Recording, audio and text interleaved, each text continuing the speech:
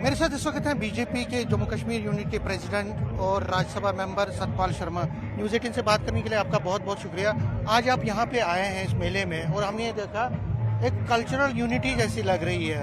हर एक ट्रेडिशन, हर एक कल्चर, हर एक कम्युनिटी के यहाँ स्टॉल लगे हैं, खान पान के भी अलग अलग स्टॉल लगे हैं। आप इस मेले को किस तरह से लेते हैं? देखिए, देश के प्रधानमंत्री जी का एक सपना है, मेरा भारत अपने पांव के ऊपर खड़ा हो, इसमें रहने वाला हर नागरिक जो है वो समृद्ध हो, विकसित देशों की श्रेणी में भारत सर्वप्रथम हो। उसी की तरफ बढ़ते हुए कदम को देखते हुए लीड द्वारा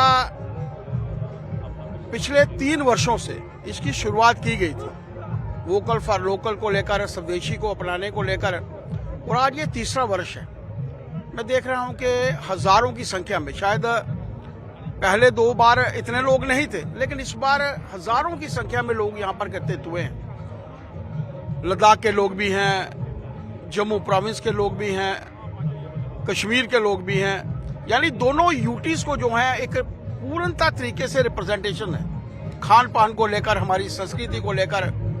और वैसे ही मेले जो हैं वो कश्मीर में भी भारतीय जनता पार्टी की तरफ से लगाए गए। यहाँ लीड संस्था के द्वारा मेला लगाया गया। 24 तारीख को भारतीय जनता पार्टी पुनः एक स्वदेशी को लेकर मेला लगा रही है। अब मानकर चलिए कि जब हम लोग विकसित देशों की श्रेणी में सर्वप्रथम आना चाहते हैं तो हमें परिपक्व होना पड़ेगा, अपने पांव पर खड़ा होना पड़ेगा, इस देश को स्वदेशी की दिशा में अग्रसर करना पड़ेगा, तभी विकसित देशों की श्रेणी में भारत जो है वो सर्वप्रथम आ सकता है। तो ऐसे जो इनॉग्रेशंस होते हैं या ऐसे जो प्रोग्राम्स होते हैं, आपको क्या लगता है कि जो एक एम होती है, ऑब्जेक्टिव होता है निर्भर, तो उसमें आपको लगता है कि एनकरेजमेंट मिलती है? देखिए, मैंने 3 मेलों की बात की। कल मैं श्रीनगर में था, मैंने उस मेले की शुरुआत की थी। 24 तारीख को भी मैं शुरुआत करूंगा। ये इस लीड द्वारा मैं भी एक आम नागरिक की तरह अपनी टीम के साथ आया। ये ठीक है कि भारतीय जनता पार्टी का हर कार्यकर्ता आज मेरे साथ आया है। मैं चाहता हूं कि उनके ध्यान में आए कि किस तरीके से स्वदेशी हमें किस अच्छी दिशा की तरफ लेकर अग्रसर हो सकता है।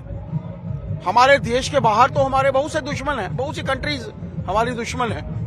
वो नहीं चाहती कि हम लोग 4थी से 3री पर पहुंचे और 3री से पहली पायदान पर पहुंचे। देश के अंदर भी हमारे बहुत से दुश्मन हैं। ऐसे समय में अपने पांव पर खड़ा होना एक बहुत अच्छी सोच है। देश के प्रधानमंत्री जी का एक आह्वान है, जो किसी समय राष्ट्रीय स्वयंसेवक संघ के माध्यम से, गांधी जी के माध्यम से स्वदेशी अपनाने को लेकर जो विषय रखा था, आज पूर्णता तरीके से देश के प्रधानमंत्री जी जिस दिशा में पहल करते हैं उस दिशा में लोग बढ़ते हैं। 140 करोड़ जनता जब प्रधानमंत्री जी के साथ शाना बशाना खड़ी है, कदम के साथ कदम मिलाकर उनके चल रही है, मानकर चलिए 2047 में हम लोग तो रहेंगे, हमारी आने वाली जनरेशन भी रहेगी। वो देखेंगे कि भारत पहली पायदान पर होगा, इसमें कोई दो राय नहीं। सर, एक सियासी सवाल है। उमर अब्दुल्ला जो चीफ मिनिस्टर हैं, उन्होंने कहा है कि सेंट्रल गवर्नमेंट मुझे सपोर्ट कर रही है, फंड्स दे रही है, लेकिन एलजी जो है वो काम नहीं करने दे रहे। देखिए, अगर किसी देश का राजा कहता है कि मैं पावर में नहीं हूं, पावरफुल नहीं हूं, तो कहीं ना कहीं कोई कमियां हैं। ट्रांसफर्स उनके माध्यम से हो रही है, ऑफिसर्स की एलिवेशन उनके माध्यम से हो रही है, डेवलपमेंट उनके माध्यम से हो रही है। हर जगह पर उन्हीं लोगों की पावर है। 12% का department law and order, 12%, 88% funds सरकार के पास है। ये 12 इतना सा छोटा सा डिपार्टमेंट एलजी के पास है। मुझे समझ नहीं आती कि वो डिपार्टमेंट क्या कर सकता है। दुनिया भर के डिपार्टमेंट आपके पास है। बिजली बंद ही रहती है, आती नहीं, वो भी इनके पास है। पानी मिलता नहीं, वो डिपार्टमेंट भी इनके पास है। सड़कों की हालत, अगर केंद्र पैसे ना भेजे तो सड़कों की हालत आप समझ नहीं सकते कि कैसी होगी। पढ़ाई इनके पास है, हर चीज इनके पास है। इस छोटे से डिपार्टमेंट के लिए क्या रोना?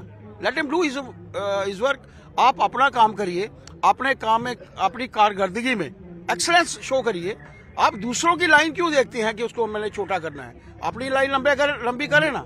मुख्यमंत्री हैं, उन्हें मुख्यमंत्री की तरह ही एक्ट करना चाहिए। बहुत बहुत शुक्रिया। लास्ट सवाल है सर जी लास्ट सवाल है। बहुत बहुत शुक्रिया। मेला कैमरामैन साहिबा के साथ में समीर भट्ट, न्यूज़ 18 जम्मू।